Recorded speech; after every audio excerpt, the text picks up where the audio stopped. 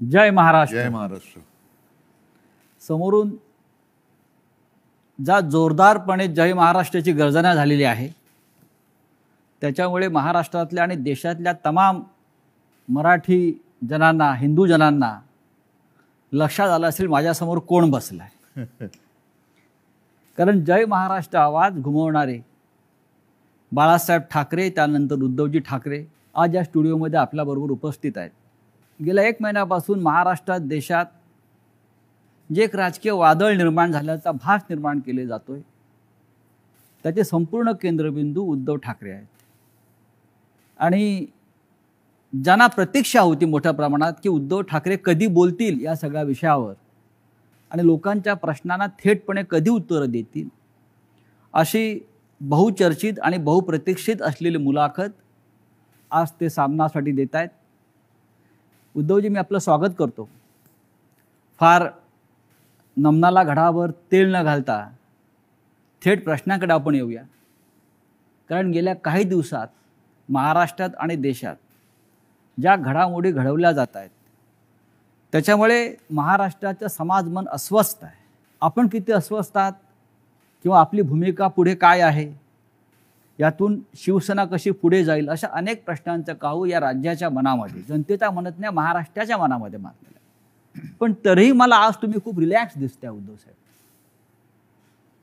म्हणजे मला याचं कारण समजत नाही की आज मी आपल्याला पाहतोय का गेले काही दिवस पाहतोय आपल्या चेहऱ्यावर कोणताही तणाव दिसत नाही आणि आपण अत्यंत मोकळेपणाने इथं आलात आणि बोलताय. हे काय रहस्य आहे?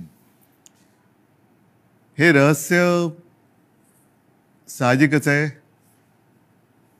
माझी माँ आणि शिवसेना प्रमुख बाळासाहेब यांच्याकडनं आलेले एक हे रसायन आहे.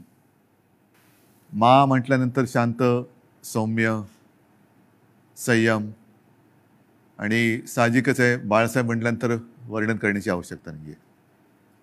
आज जवळपास 1 वर्षानंतर आपण भेटतो आहोत. होय. मला आठवतंय गेल्या वर्षी या दिवसात जेव्हा आपली मुलाखत घेतली होती तेव्हा कोरोनाचा कहर हा वरखाली होत होता. त्या कोरोनामध्ये जे काय करता येणं शक्य होतं ते मी राज्याचा मुख्यमंत्री म्हणून आणि अभिमानाने सांगेन की माझ्या राज्याचा कुटुंब प्रमुख म्हणून मी केलं. त्याच्यानंतर आता पाहिलं असाल, कारण त्यावेळेला लॉकडाऊन होता, मंदिरं बंद होती, सणासुदींना बंदी होती. पण यावर्षी आपण पहिली पंढरपूरच्या वारी, तिला परवानगी दिली म्हणण्यापेक्षा तिच्यामध्ये कोणताही अडथळा येऊ दिला नाही आणि जल्लोषात ती पार पाडली. म्हणजे पुन्हा एकदा सणासुदीला सुरुवात झालेली आहे. आता दहीहंडी येईल, गणपती येतील, नवरात्री येईल, दिवाळी येईल. पुन्हा एकदा आपल्या आयुष्यामध्ये उत्सव, उत्साह आणि आनंद याची सुरुवात झालेली आहे. एक मध्ये जणू काही पॉज बटन दाबलं गेलं होतं. आपल्या सगळ्यांच्या सहकार्याने आपण कोरोनातून आणि त्या संकटातून बाहेर पडलो. मला आनंद आहे. आता आपण सुरुवातीला जे म्हटलं की एक वादळ आल्याचा आभास होतोय. वादळ म्हटल्यानंतर पालापाचोळा उडतो. तो पालापाचोळा उडतोय सध्या, आणि तो पालापाचोळा एकदा बसला की खरं दृश्य हे लोकांसमोर नक्कीच येणार आहे. मी शांत कसा, तर मला चिंता नाही आहे. चिंता माझी नाही आहे, शिवसेनेची तर बिलकुल नाही आहे.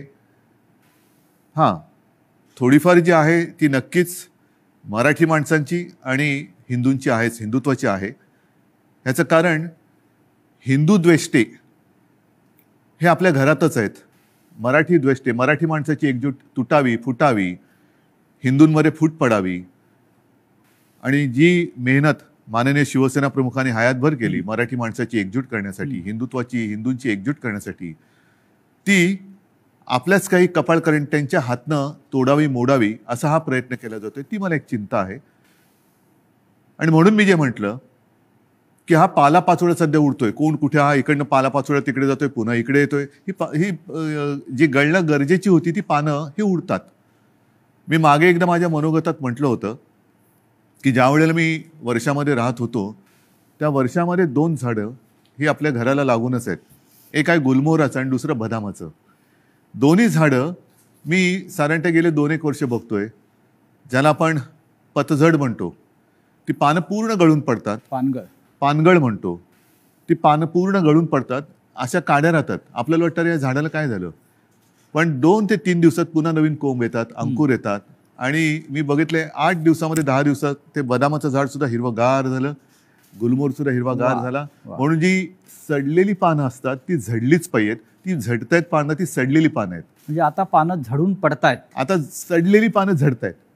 ज्यांना त्या झाडाकडनं सगळं काही मिळालं, सगळा रस मिळाला, सगळं मिळालं म्हणून त्यांचा टवटवीतपणा होता, ती पानं सगळं झाडाकडनं घेऊन ती गळून पडतायत. आणि हे बघा कसं उघडं बोडकं झाले झाड, असं ते दाखवायचा प्रयत्न करतायत. पण दुसऱ्या दिवशी आपला माळीबुवा येतो, ती झाड सगळी पुन्हा ती पानगळ केराच्या टोपलीत घेतो आणि घेऊन जातो. आता ती प्रक्रिया सुरू आहे केराच्या टोपलीत झडलेली सडलेली पानं टाकण्याचा. आता सुरू झाले, आता नवीन कोंब फुटायला लागलेले आहेत. आणि शिवसेना आणि तरुण युवा हे नातं हे शिवसेनेच्या जन्मापासूनचं आहे. नक्कीच, कारण वयाच्या 80 हा, मात्र एक आहे, अजूनही काही ज्येष्ठ शिवसैनिक ते येऊन भेटत आहेत, ज्यांनी बाळासाहेबांसोबत काम केलेलं आहे, पहिल्या पिढीचे ज्यांना म्हणू, आणि तो संघर्ष त्यांनी पाहिलेला आहे, संघर्ष केलेला आहे. त्यांना शिवसेना म्हणजे नेमकं काय ते कळलेलं आहे. त्यांना आत्तापर्यंत अनेकांना शिवसेनेकडनं काही मिळावं अशी अपेक्षाच नव्हती, आजही नाही आहे, पण ते येऊन आशीर्वाद देत आहेत. तुम्ही आता मगाशी वर्षाचा उल्लेख केलात, मलबार हिलवरचं वर्षा बंगला, मुख्यमंत्र्यांचं निवासस्थान. आणि मगाशी मी आपल्याला म्हटलं की आपण खूप रिलॅक्स दिसत आहे, पण मला असं दिसतं आहे की मलबार हिलवरून आपण परत मातोश्रीला आल्यावर जास्त रिलॅक्स झालं. जास्त माझं घर आहे ते. म्हणजे मी तुम्हाला एक सांगतो मुद्दामून, ह्या काही हे माझे अनुभव आहेत. जेव्हा माझी शस्त्रक्रिया झाली, 2 शस्त्रक्रिया झाल्या होत्या, तो एक अनुभव माझा वेगळा आहे. कधीतरी तो फार विचित्र अनुभवातून मी गेलो आणि ठीक आहे. पण त्यावेळेला जेव्हा ॲनेस्थेशियामधनं मला जागवलं, मुख्यमंत्री असताना, मुख्यमंत्री होतो ना, शस्त्रक्रिया झाली, ऑपरेशन थिएटरमधनं बाहेर ते ॲनेस्थेशियातून बाहेर आल्यानंतर काढताना मला डॉक्टरने विचारलं, सर कुठे जायचं, मातोश्री की वर्षा? मी पटकन म्हटलं मातोश्री. आणि मग डॉक्टरने सांगितलं, डॉक्टर मला तुम्ही गुंगीत सुद्धा विचारलं असतं ना ॲनेस्थेशिया दिल्यानंतर सुद्धा, तरी मी मातोश्री हेच उत्तर दिलं असतं. म्हणजे तुमची इच्छा नियतीने पूर्ण केली असं म्हणताय तुम्ही मातोश्रीत येण्याची? नियती ही म्हटलं तर असते, म्हटलं तर नसते. मुळामध्ये माझी वर्षामध्ये जाण्याची इच्छा होती का? हां, ह्याचा अर्थ ते आता मुख्यमंत्रीपद गेले म्हणून मी वाईट असं नाही, ते एक वैभव आहे. म्हणजे त्या मुख्यमंत्रीपदाचा, वर्षाचा मी अजिबात अनादर करणार नाही. ती एक वेगळी वैभवशाली वस्तू आहे. महाराष्ट्राचं मुख्यमंत्रीपद हे मोठं वैभवशाली पद आहे, जबाबदारीचं पद आहे. त्याचं पूर्ण आदर ठेवून मी कधीच वैयक्तिक अशी स्वप्न बघितली नव्हती. पण त्यावेळेला जे घडलं ते आजच्या लोकांना, ज्यांना आपण विश्वासघातकी म्हणू, त्यांना ते पूर्ण माहिती आहे कसा पाठीत वार केला गेला आणि कोणत्या परिस्थितीत महाविकास आघाडीला आपल्याला जन्म द्यावा लागला. हो, पण तुम्ही इस्पितळात असताना, तुम्ही गुंगीत असताना तुमचं सरकार पाडण्याचा प्रयत्न होत होता. त्या विषयावर बोलू का? असं साधारण तुम्ही सुद्धा कारण मला कुठेही त्या माझ्या अनुभवातनं सहानुभूती नकोय. तो फार वाईट अनुभव होता. मानेची शस्त्रक्रिया ही कोणत्याही डॉक्टरनं किंवा कोणालाही ज्याला माहिती आहे त्याला विचारले की त्याच्यामध्ये धोके काय असतात ह्याची कल्पना मलाही होती, पण ती करणं मला गरजेची होती. ती केल्यानंतर पहिली शस्त्रक्रिया झाली, त्यातून मी चांगला बाहेर पडलो होतो. अचानक एक 5-7 दिवसानंतर सकाळी जाग आल्यानंतर, खरं म्हणजे त्या दिवशी मला डॉक्टरने सांगितलं होतं की उद्धवजी उद्या आपल्याला जिना चढायचा आहे. तर मी मानसिक तयारीत होतो की आज जिना चढायचं, एक पाऊल पुढे जायचं आहे. सकाळी जाग आल्यानंतर जरा थोडासा एक आळस द्यायचा प्रयत्न केला तर मानेमध्ये जो एक असा क्रॅम्प म्हणतो असा आला आणि माझी मानेखालची सगळी हालचाल बंद झालेली. म्हणजे मला श्वास घेताना मी बघत होतो माझं पोटही हलत नव्हतं. पूर्णपणे मी निश्चल झालो होतो. एक ब्लड क्लॉट तिकडे आला होता. सुदैवाने डॉक्टर वगैरे सगळे जागेवर होते आणि ज्याला तो गोल्डन आवर म्हणतात, त्या गोल्डन आवरमध्ये ते ऑपरेशन झालं म्हणून मी तुमच्यासमोर आज उभा आहे.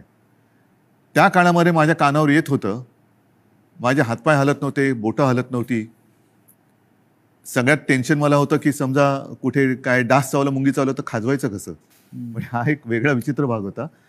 पण त्या काळात माझ्या कानावर येत होतं की काही जण मी बरा व्हावा म्हणून देवावरती अभिषेक करत होते आणि काही जण मी असाच राहावा म्हणून देव पाण्यात बुडून बसले होते. देव पाण्यात बुडून बसलेले लोक आता पक्ष बुडवायला निघालेत. आणि तेव्हा हे पसरवलं जात होतं की हा काय आता उभा नाही राहत, आपलं काय होणार, तुझं काय होणार. म्हणजे ज्या काळामध्ये आपल्या पक्षाला सावरण्याची वेळ होती, आपला मी पक्षप्रमुख, कुटुंब प्रमुख, शस्त्रक्रिया झाल्यानंतर माझी हालचाल होत नव्हती, त्या काळामध्ये ह्यांच्या हालचाली जोरात होत होत्या. हे नाही म्हटलं तरी एक मला वेदनादायी एक सत्य हे आयुष्यभर माझ्यासोबत राहणार की जेव्हा, आणि मी तुम्हाला जबाबदारी दिली होती पक्ष सांभाळायची, नंबर 2चं पद होतं, पक्ष सांभाळायला म्हणून पूर्ण विश्वास दिला होता. तो विश्वासघात तुम्ही, मी हॉस्पिटलमध्ये असताना, म्हणजे माझी हालचाल बंद होती तेव्हा तुमची हालचाल जोरात होती, आणि ती सुद्धा पक्षाच्या विरोधात. शिवसेनेच्या विरोधात किंवा शिवसेनेच्या बाबतीमध्ये हे विश्वासघाताचं राजकारण वारंवार का होतं?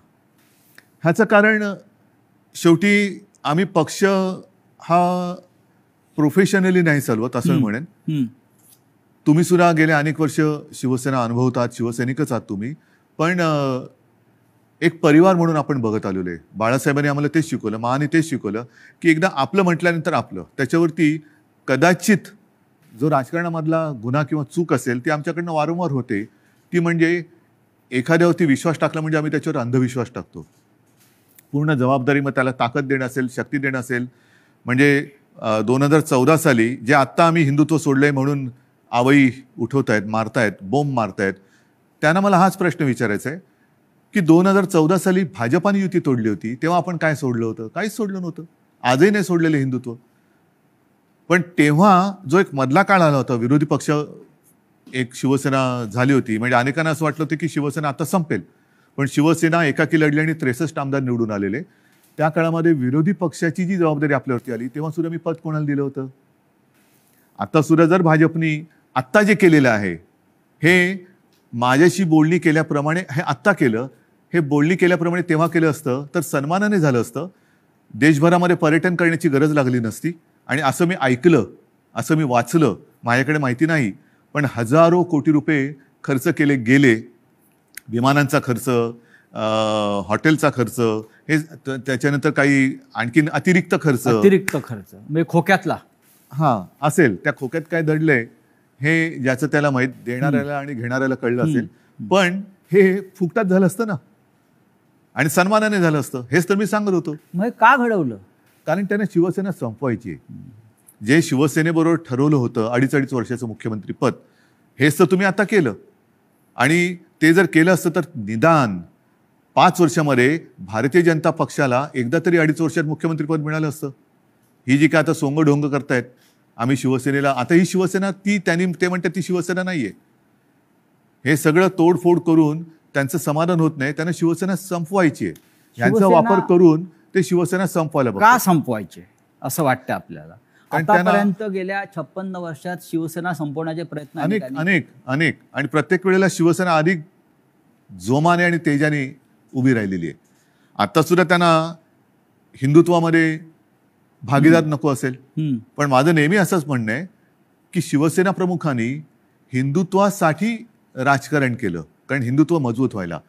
हे जे करतायत ते राजकारणासाठी हिंदुत्व वापरतायत. हा आमच्या आणि त्यांच्या हिंदुत्वातला फरक, जे विचारतात ना तुमचं आणि भाजपचं हिंदुत्वामध्ये फरक काय, तो हा आहे.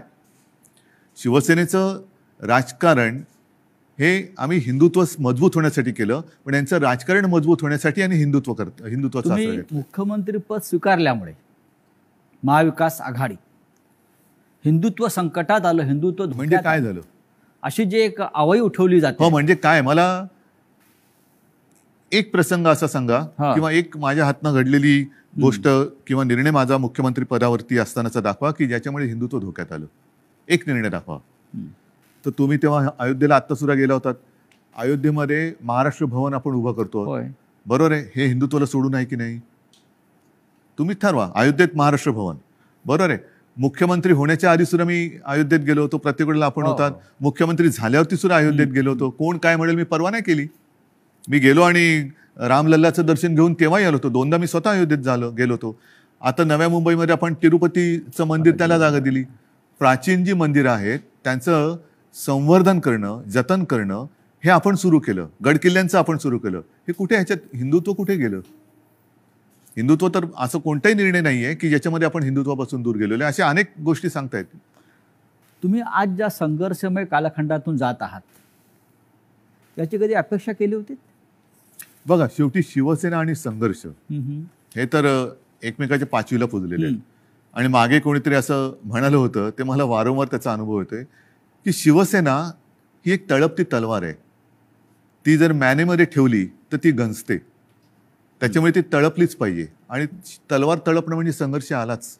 अर्थात याचा अर्थ अर्थार्थी कोणी घेऊ नये की तलवारीने वार कराबिरा, असं नाही माझं म्हणणं. ही एक उपमा आहे. आणि त्याच्यामुळे संघर्षासाठीच तर शिवसेना जन्माला आली. त्यावेळेला मराठी माणसासाठी, भूमिपुत्राच्या न्याय हक्कासाठी शिवसेनेचा जन्म झाला. त्याच्यानंतर हिंदुत्वासाठी शिवसेना लढली. मग ते 92-93 साल असेल किंवा कधी असेल. त्याच्यामुळे शिवसेना आणि संघर्ष, जिथे अन्याय तिथे वार, हे शिवसेनेचं ब्रीदवाक्य आहे.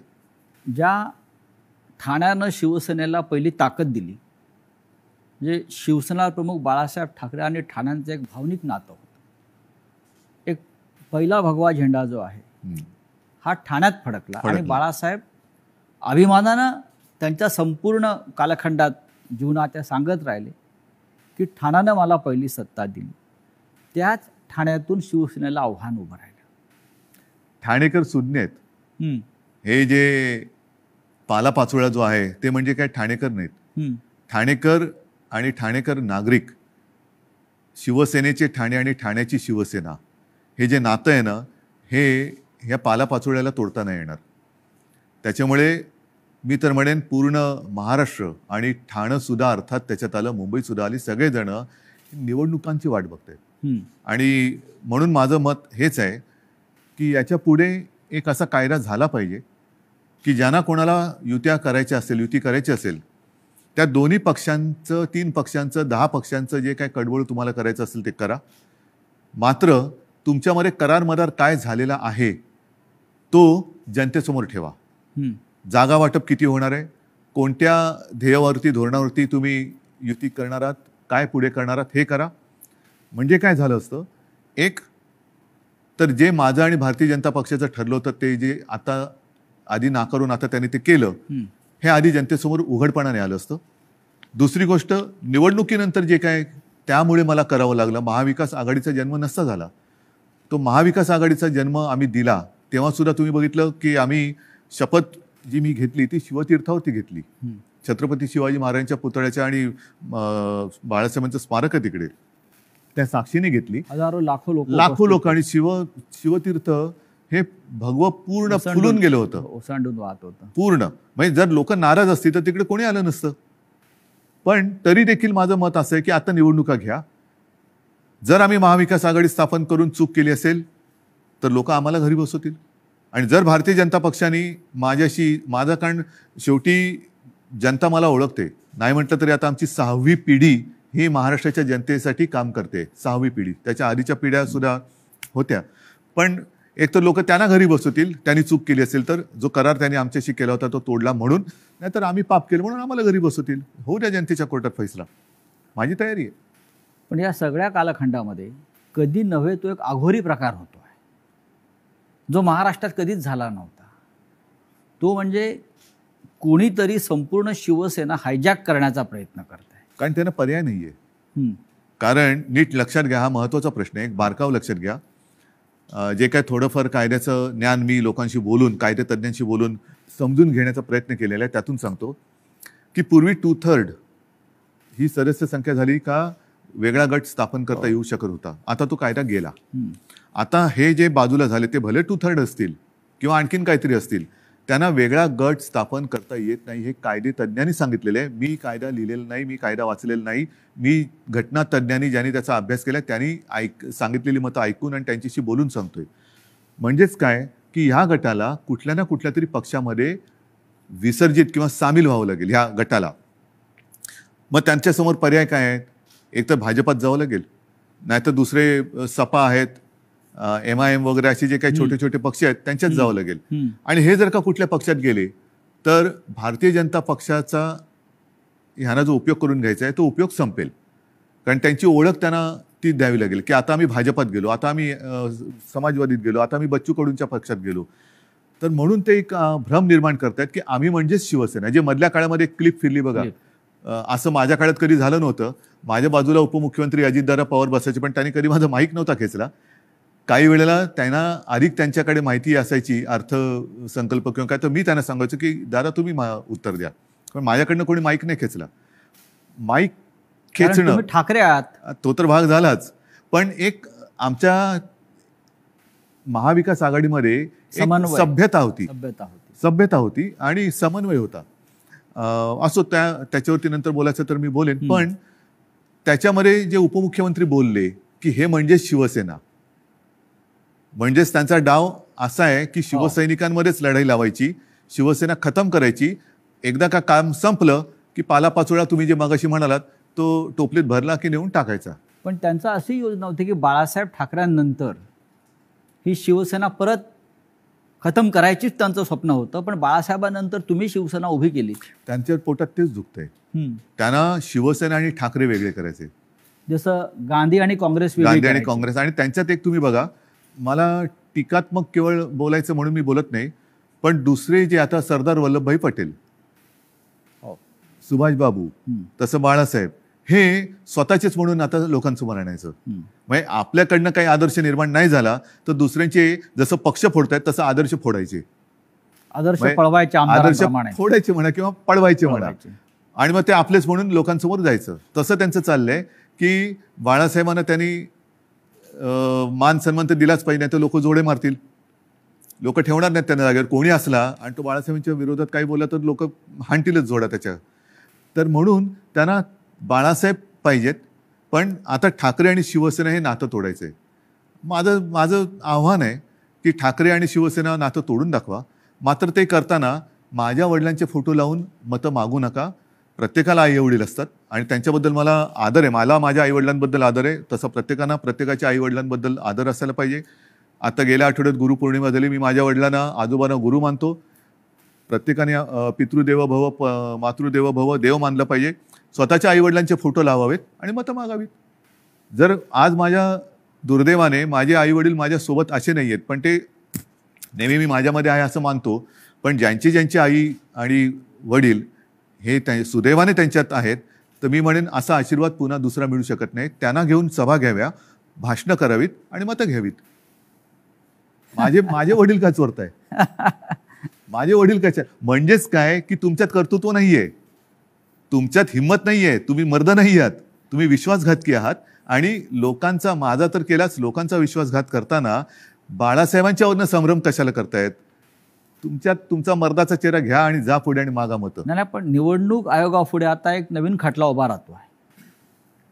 तो म्हणजे धनुष्यबाण कोणाचं चिन्ह, जे शिवसेनेचं जे लोकांपर्यंत पोहोचलं. बघा, मला अजूनही देशाच्या घटनेवरती भरोसा आहे, कायद्यावरती भरोसा आहे. चोरीमारी सगळीकडे चालते असं माझं मत नाहीये तेवढा. कारण मी जे म्हटलं ना की सत्यमेव जयते, नाहीतर हे तुम्हाला वाक्य पुसावं लागेल आणि मग 2 वाक्य करावं लागेल एकाची. एक तर म्हणजे असत्यमेव जयते आणि दुसरं वाक्य सत्तामेव जयते. त्याच्यामुळे सत्तामेव जयते पुढे तुम्ही असत्य घेऊन जर का करणार असाल तर ते काही लोक खपून नाही घेणार. आज वेळ अशी आणलेली आहे, हे दुर्दैव आहे महाराष्ट्राचं म्हणतो, की ठाकरेंना पुरावे द्यावे लागतात शिवसेना खरी किंवा खोटी. नाही, लोक वाट बघतायत निवडणुकांची. म्हणजे आम्हाला पुरावा द्यायची गरज नाही. लोक म्हणतात की आम्हाला निवडणुका येऊ दे, ध्यानच पुरून टाकतो. बरं, जनताच पुरावा देईल, जनताच त्यांना पुरून टाकेल राजकारणामध्ये. आज जी फूट दिसते शिवसेनेत, अशा प्रकारची फूट याआधी राणे भुजबळांनाही पाडता आली नव्हती. असं का घडलं? ज्यांना मी अधिकार दिले होते, ज्यांना मी म्हणजे त्यावेळेला लोक माझ्या तोंडावर नव्हती बोलत, पण मला कुजबूज ऐकू की अरे काय मुख्यमंत्री, नगरविकास खातं मुख्यमंत्र्याकडे असायला पाहिजे, मलाईदार खातं आहे म्हणतात. मला मलाई विलई खाण्यासाठी मी गेलो नव्हतो. मी माझ्याकडे जी खाती ठेवली होती ती एक GAD, ज्याला सामान्य प्रशासन म्हणतात, न्याय व विधी.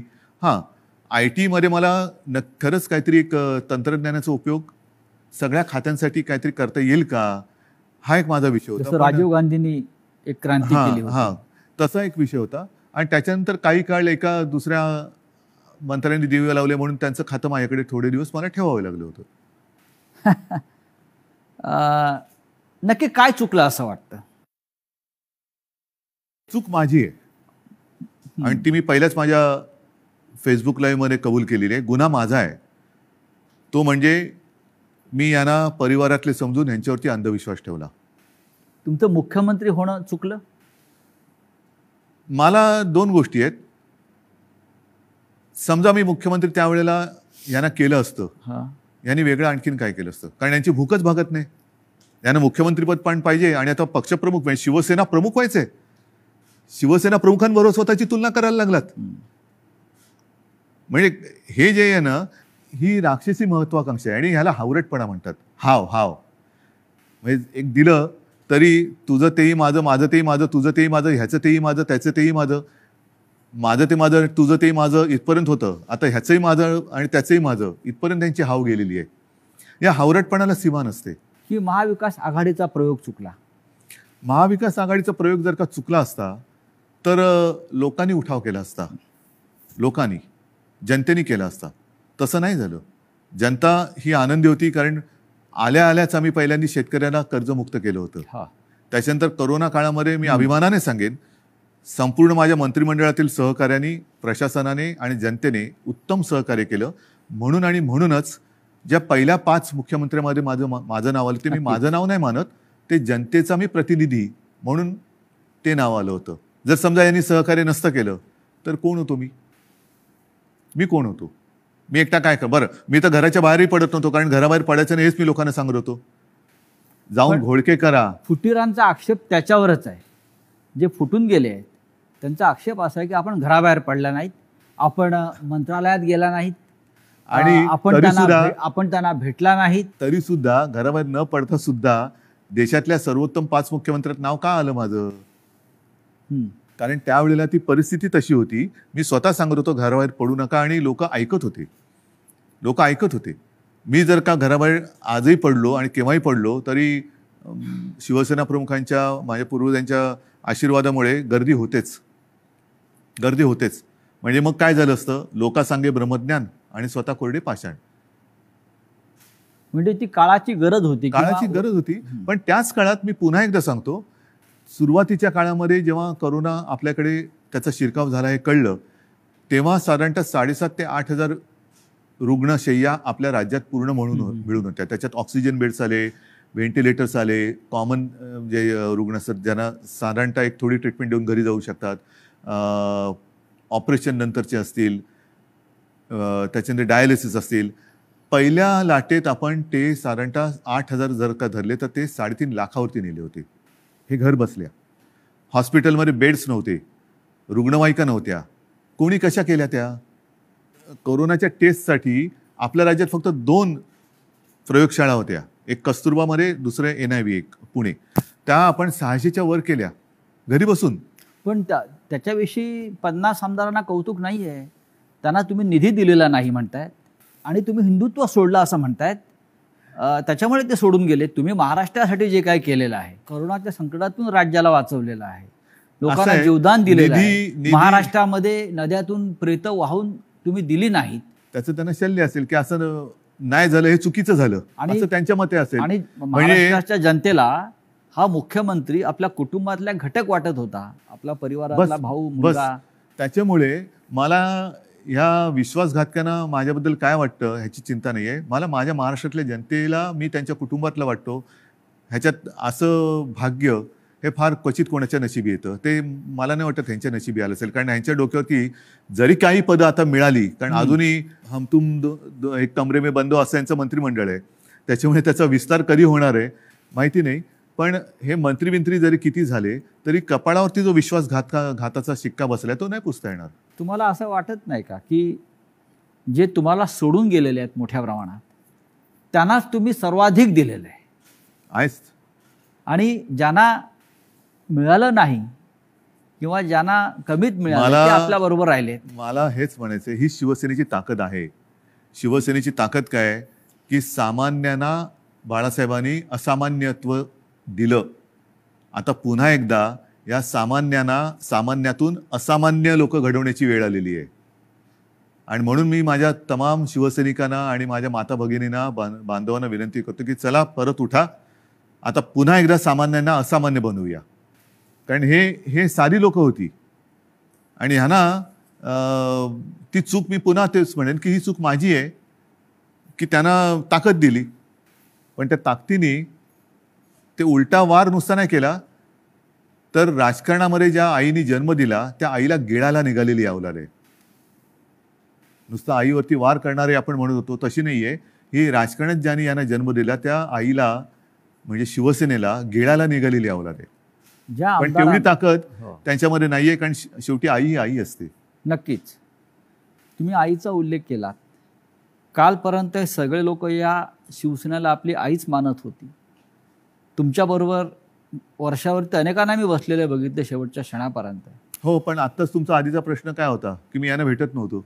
तुम्हाला भेटून ते कधी सुरतला गेले, कोण गोव्याला गेलं, कोण गुवाहाटीला गेलं. 50 खोक्यांची इतकी ताकद असू शकते जी निष्ठा विकत घेऊ जाऊ शकते? निष्ठा नाही विकली जात. विकली जाते ती निष्ठा नसतेच. निष्ठा ही विकली जाऊ महाराष्ट्रात शकत पण नाही. महाराष्ट्रात पण झाडं आहे, डोंगर आहे, हॉटेल आहे. किती सुंदर आहे महाराष्ट्र. महाराष्ट्रात फार म्हणजे ग्रामीण भागातल्या आमदारांना महाराष्ट्राच्या निसर्गाची भुरळ पडत नाही आणि गुवाहाटीच्या निसर्गाची भुरळ हो. पडते. म्हणजे मला कळतच नाही मग तुम्ही महाराष्ट्राच्या मातीत कसे काय जन्माला आलात. ज्या महाराष्ट्राच्या मातीत जन्माला आलात त्या मातीची तुम्हाला ओढ नाही, प्रेम नाही, त्या मातीची तुम्हाला कधी वैभव दिसलं नाहीये काय. मी स्वतः कलाकार आहे. मी माझ्या त्याच्यावरनं सुद्धा त्यावेळेला चेष्टा झाली होती. पण मी गडकिल्ल्यांची फोटोग्राफी केलेली आहे, पंढरपूरच्या वारीची केलेली आहे. आणि त्यावेळेला जो मी महाराष्ट्र बघितला एवढा, त्या पावसाळ्याच्या सुमारास मी सगळी फोटोग्राफी केलेली, एवढा नटलेला थटलेला आणि छान काय काय दऱ्या खोऱ्या एवढ्या फुलांनी बहरून जातात. तुम्हाला आम्ही तर शहरी बाबू, तुम्ही ग्रामीण भागातले, तर ग्रामीण भागात राहून तुम्हाला महाराष्ट्राचं सौंदर्य दिसत नाही, त्याचं वर्णन करावं असं कधी वाटलं नाही. आणि डायरेक्ट गुवाहाटी, मी गुवाहाटी का वाईट नाही म्हणत, प्रत्येक प्रदेश चांगला आहे, पण ह्यांना हे काय मातीसाठी करणार. इतिहास काळापासून दिल्ली आणि महाराष्ट्राचा कायम झगडा आहे. मग औरंगजेब, छत्रपती शिवाजी महाराज असतील, संभाजी महाराज असतील, दिल्लीने महाराष्ट्रावर सतत पाठीमागून वार केले किंवा महाराष्ट्र संपवण्याचा प्रयत्न केला. कारण काय हे आणि आता आजही तेच चित्र आहे. ह्याच्या मुळाशी जाण्याची आता गरज की वाटते की आजही शिवसेनेचा सूड घेण्यासाठी ते बाळासाहेब ठाकरेंच्या अस्तित्वाला सुरुंग लावत आहे. मान्य, पण ह्याच्या मुळापर्यंत जायची गरज आहे. कारण जोपर्यंत ते दिल्लीत गेले नव्हते तोपर्यंत बाळासाहेब ठाकरेच यांना जपत आले होते. बाळासाहेबच यांना वाचवत आले होते आणि वाचवलं होतं एका हिंदुत्वाच्या ध्यासापायी, वेडापायी. मग दिल्लीत बसल्यावरती असं त्या दिल्लीच्या खुर्चीला काय असं वेगळा काय स्प्रे मारला की काय झालं की तुम्हाला ज्यांनी जपलं त्यांनाच तुम्ही संपवायला निघालात. ज्या शिवसेनेनी बाबरीची जबाबदारी तेव्हा घेतली होती शिवसेना प्रमुखांनी, त्या शिवसेनेला तुम्ही हिंदुत्व सोडलं म्हणून संपवायला निघालात. बरं, आम्ही काँग्रेसबरोबर गेलो म्हणून तुम्ही म्हणता हिंदुत्व सोडलं. मग मुफ्ती महम्मद आणि मेहबूबा मुफ्तीबरोबर तुम्ही गेला होतात, ते काय होतं, काय सोडलं होतं तुम्ही. मग तेव्हा तर आम्ही आता तुम्हाला वाटतं हिंदुत्व सोडले, जे सोडलं नाही, पण तेव्हा तुम्ही लाच सोडली होतीत ना. काय मेहबूबा मुफ्ती आज सुद्धा वंदे मातरम म्हणतात, की भारत माता की जय बोलतात. हे माहिती असून सुद्धा तुम्ही मला हे त्यांनी एकदा सांगितलं होतं की तिकडे निवडणुका घेऊन दाखवा असं अतिरेक्यांनी आव्हान दिलं, म्हणून आम्ही निवडणुका घेऊन दाखवल्या. सरकार बनवून दाखवा म्हणून आम्ही त्यांच्याबरोबर सरकार बनवून दाखवलं. पण सरकार बनल्यानंतर मला वाटतं मुफ्ती महम्मद सईदनी अतिरेक्यांचं आणि पाकिस्तानला त्यांनी धन्यवाद दिले होते काश्मीर खोऱ्यात शांततेत निवडणुका होऊ दिल्यामुळे. मग कोणाला काय दाखवलं तुम्ही, कोणाला काय दाखवलं. म्हणजे बरं, आता सुद्धा ते बिहारमध्ये जे बसलेत नितीश कुमार बरोबर, नितीश कुमार हिंदुत्ववादी आहेत का. कारण मला जे आठवतं त्याच्याप्रमाणे त्यांनी एकदा संघमुक्त भारत असा नारा दिला होता. संघमुक्त भारत असं शिवसेनेने कधी दिला नाही. राम मंदिराच्या प्रश्नावर रामविलास पासवान एनडीएतून बाहेर पडले होते, तरी ते त्यांना प्यारे होते. हो, आम्ही तो उलट म्हणत होतो की विशेष कायदा बनवा. 5 वर्ष 7 वर्ष झाली तरी ते विशेष कायदा बनवून राम मंदिर बनवू शकले नाही. ते न्यायालयाने निकाल दिला.